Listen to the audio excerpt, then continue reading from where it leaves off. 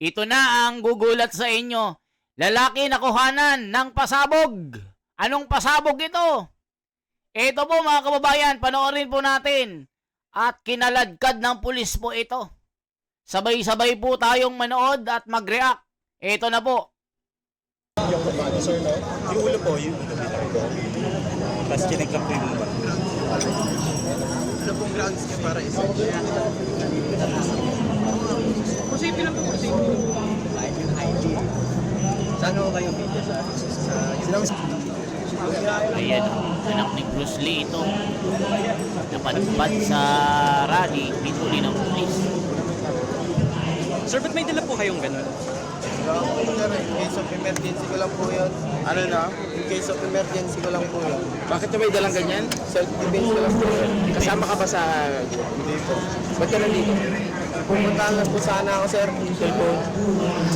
Self-defense, sir, para saan, sir? Sakali po. Ayan na, dinadang po. Umiyak na. Umiyak na lang daw siya.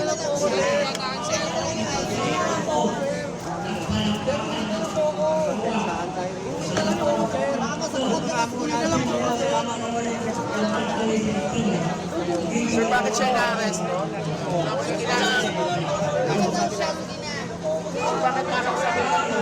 Ano si ano, si... Na-arrest mo ba siya? Bakit may dala sa saan siya? Kasama ba siya sa nag-arali? Ay, hindi. Pero sabi niya, mag-isa lang to. So yan mga kababayan. Di natin alam kung kinulong ito kasi dinampot ng mga pulis eh. So ngayon, ito pong sabi ng NAPOLCOM. As police and protesters, respect each other. Ayan, mga kababayan. NCPRO reminds observance of the law. Nako, matinding banat po ito mga kababayan. Panoorin po natin sabay-sabay. Simple lang naman. Actually, we just want to see kung nakapagpahayag talaga ng libre ang ating mga kababayan. Rest assured na yung karapatan nila makapagsalita ay ginagalang. And second, we also want to make sure our men in uniform are okay. Napaka-thankless job yung trabaho ng pulis.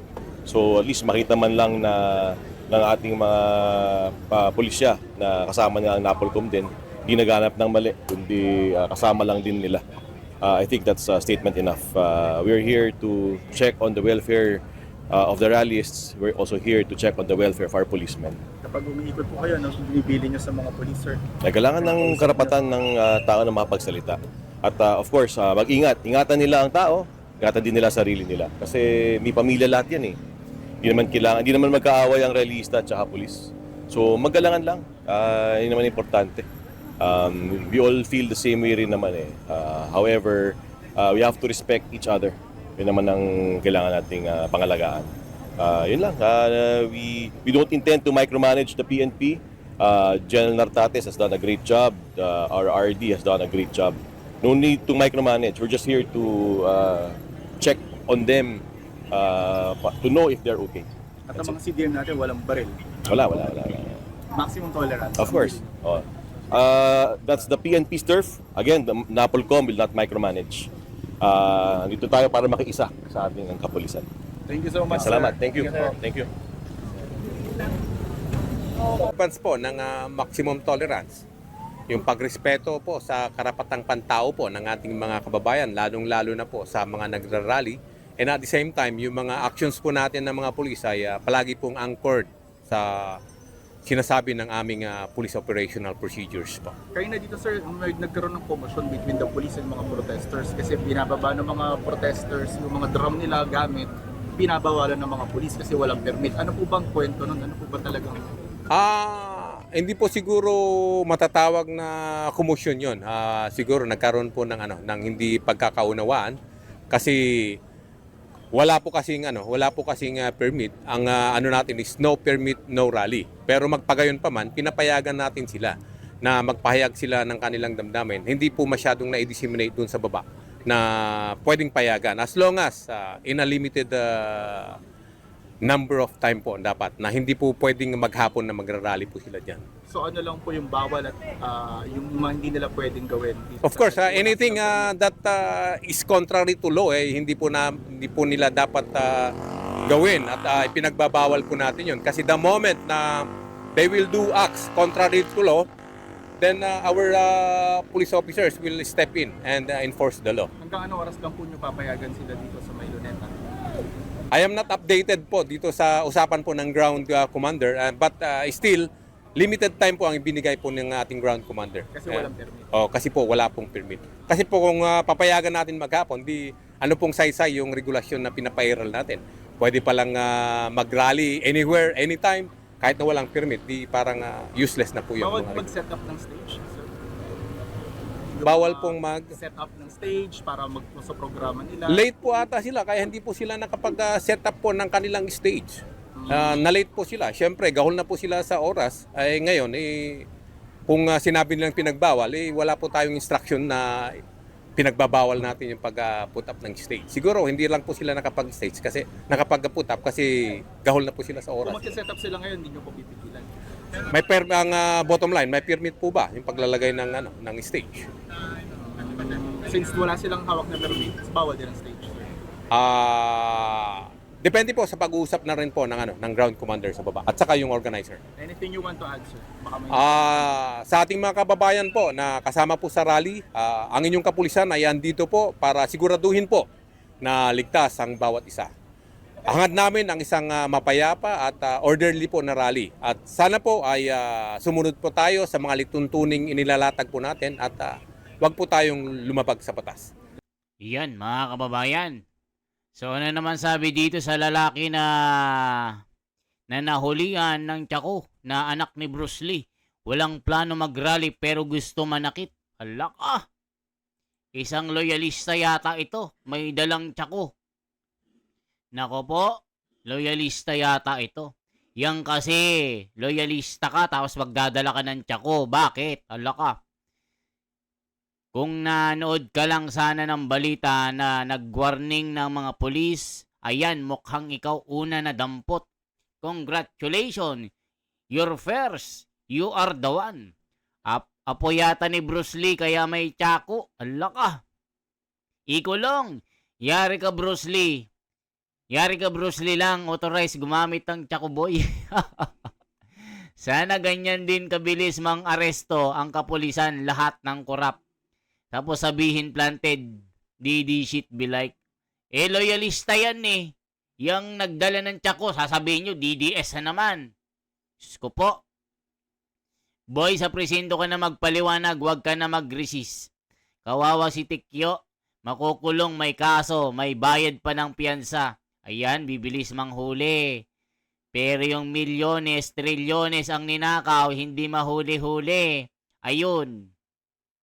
Nag-aano pa ng may chopper pa. Nagpapaparte pa ng Blackpink.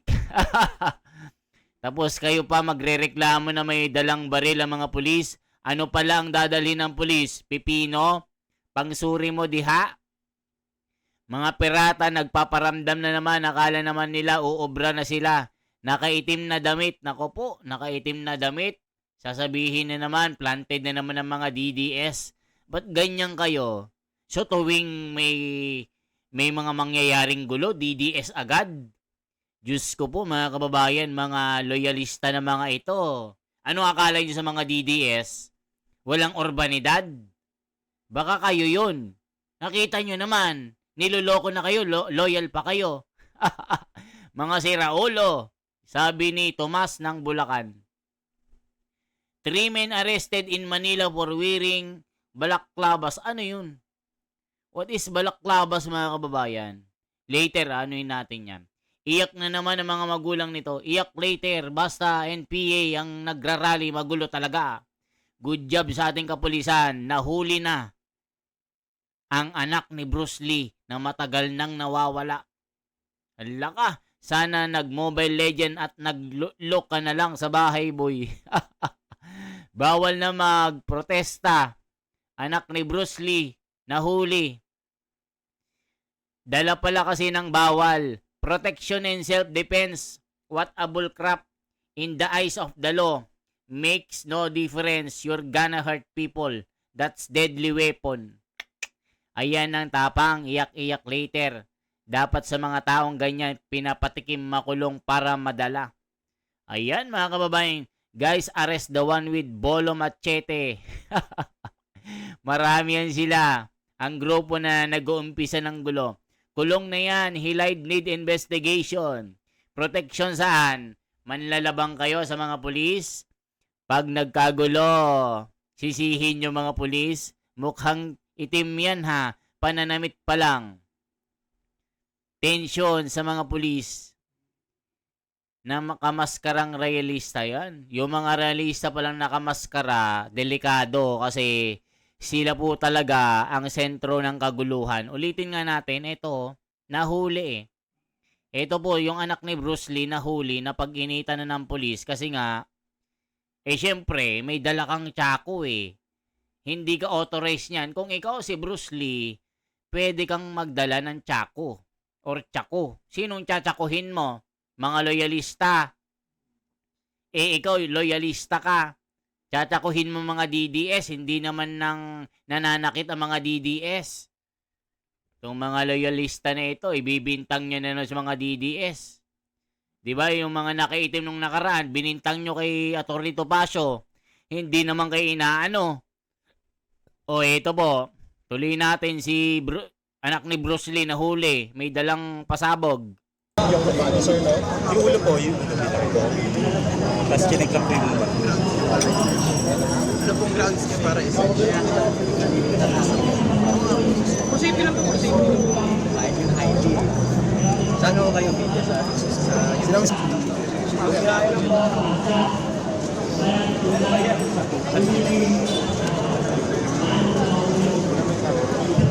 Sir, ba't may dala po kayong ganun?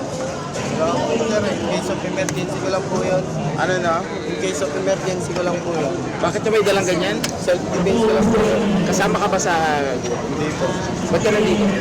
Pumuntahan lang po sana ako sir. Cellphone. Self-defense, sir, para saan, sir? Ganito yung mga palusot pag may gagawing kalokohan eh, no? Oo nga naman, ba't ka magdadalang tsako? Nasa rally ka. Sasabihin nyo naman, DDS na naman. Tignan nyo, ganyan yung muka ng mga nanggugulo nung rally nung September 21. Nung gumawa sila ng katarantaduhan, nagnakaw sila ng mga gamit, at nanakit sila ng mga kapulisan, yung nag-ano ng mga pillbox, yung mga nanunog ng motor, nanakit ng mga pulis. Ganyan na ganyan mga yun, nakaitim. Tapos sasabihin nyo, DDS na naman, mga taong ito. Sa kalip.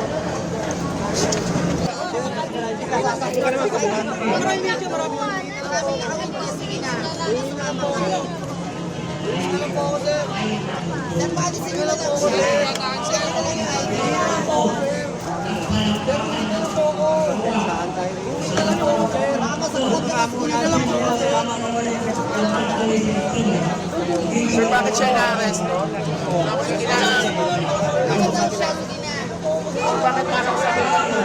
Ano si ano si... Na-arrest mo ba siya? Bakit may dala sa saan siya? Kasama ba siya sa nag-arally? Ay, hindi. Pero sabi niya, mag-isa lang to. So yan mga kababayan, parang pinakawalan din, naawa sila kasi mukhang ano siya, minor de edad. Wala pang ano yun, baka 13 lang yung bata na yun eh. Okay po mga kababayan, ano masasabi nyo? Mag-comment po kayo, bakit yung anak ni Bruce Lee hinuli sa rally? Okay po? Sabihin nyo, DDS? May ganong DDS ba? Mukhang ano yun, mukhang loyalista. Sasabihin nyo, DDS na naman. Okay po? Yan lamang po ang ating bahagi. Isang like, isang share po, at isang subscribe. Salamat po.